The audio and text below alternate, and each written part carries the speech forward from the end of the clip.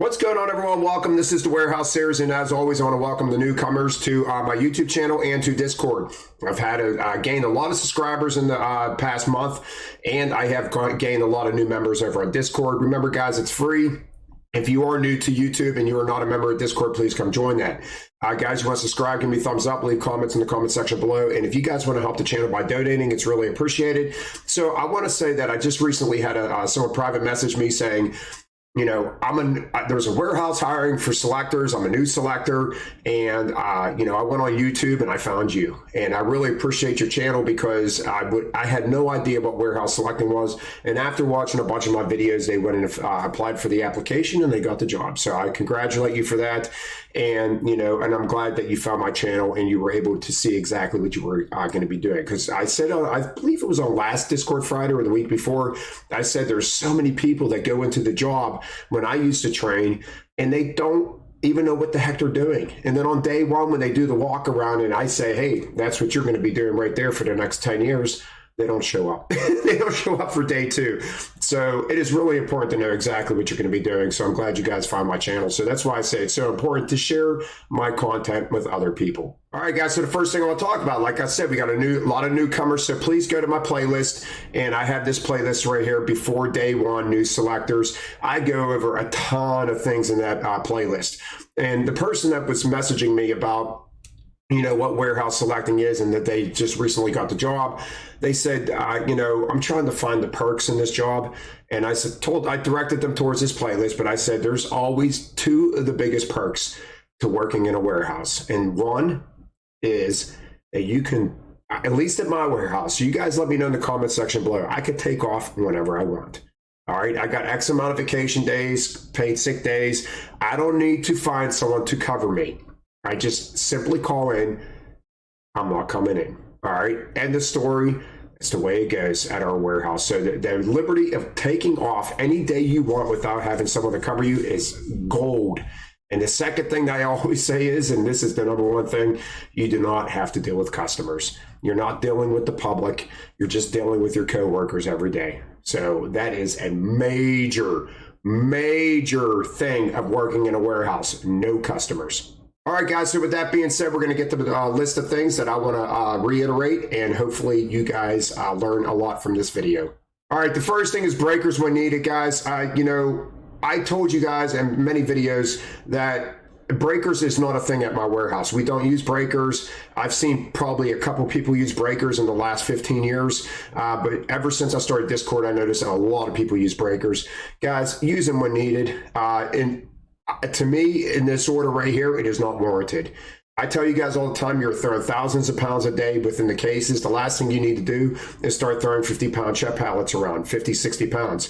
And not to mention that they're big, so they're awkward. So you could easily strain your back by lifting these pallets. But something like this, where you got a solid, hard base, in my opinion, this breaker is not needed. So really pay attention to when you really need breaker pallets. This is not one of the times. All right, guys, center cases. This is so important whenever you're on your base. See how we got this Niagara water leaning inwards?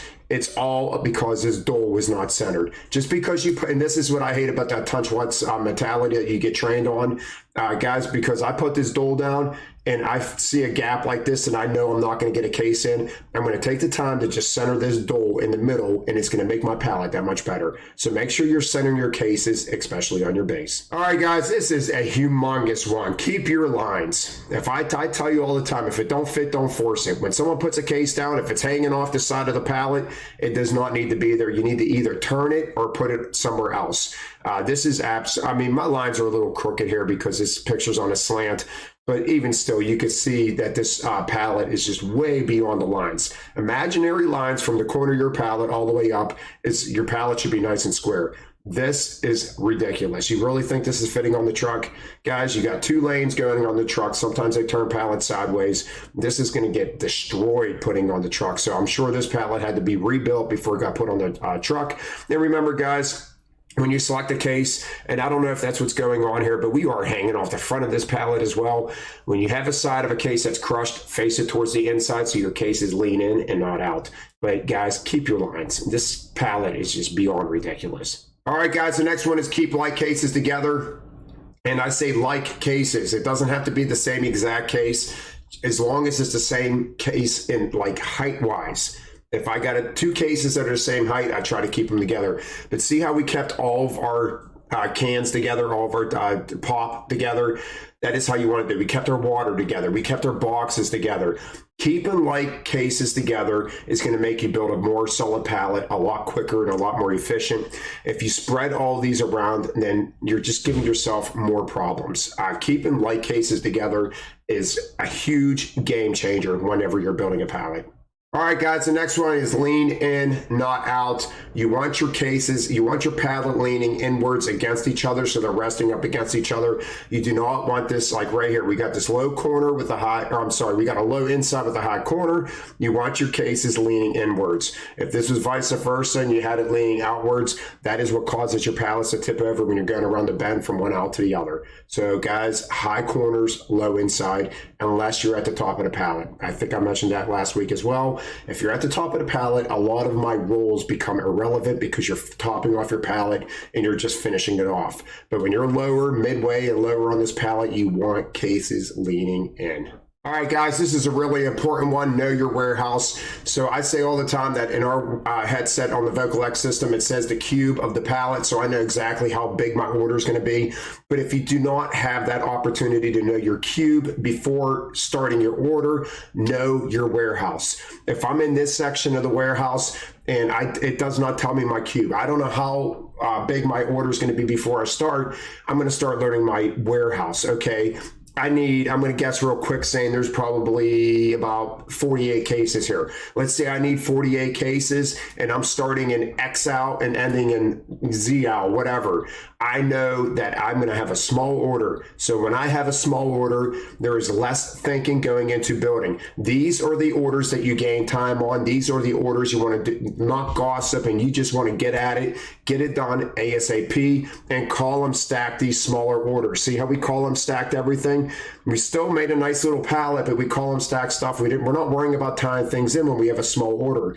Knowing your warehouse is humongous. You got to come up with a game plan whenever you're at your first training weeks. You're learning the warehouse and you are learning what works and what doesn't work. And when I get a pallet like this is only a cube of probably about 35 to 40 cube.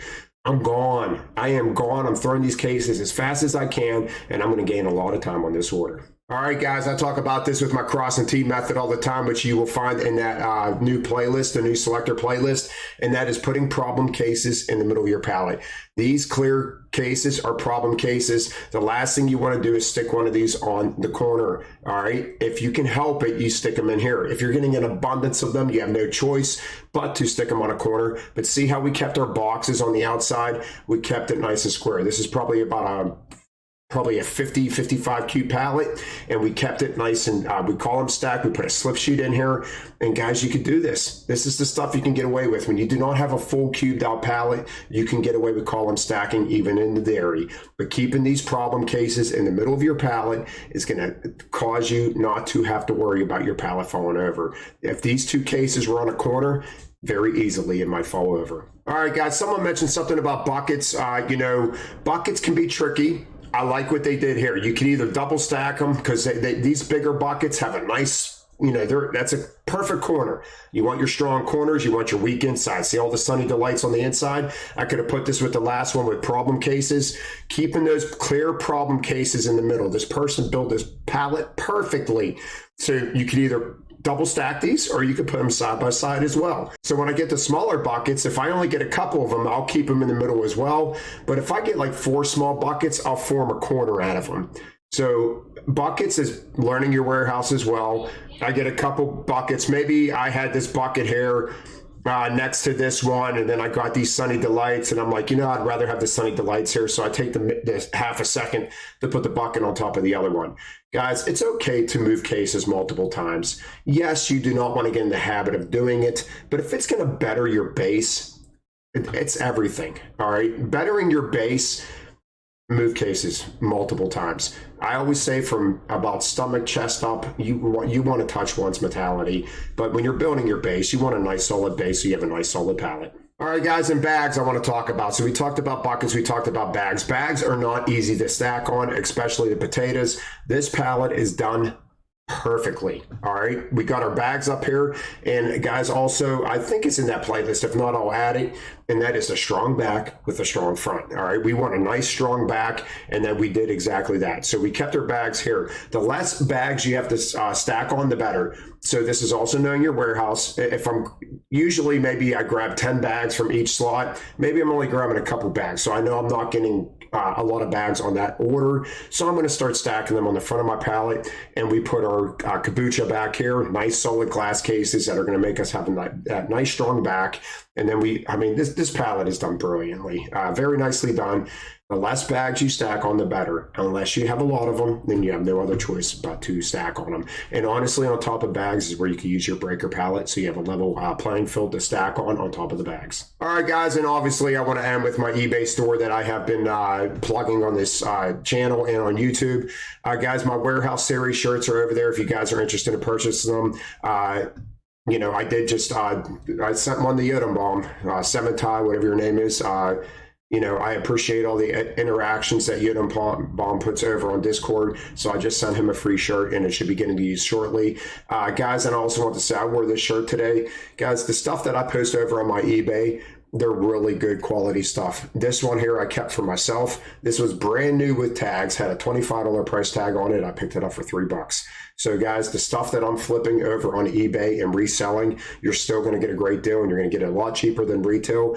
And I am only putting stuff on there of quality. I'm not buying stuff that is just garbage and like you wouldn't wear. I'm putting stuff over there that is worth wearing and worth the price. So check me out over on eBay. I'll leave a link in the description below where you guys can click that and go over to my store. All right, guys. So thank you for watching. I hope everyone has a great day, and I'll see you guys next week.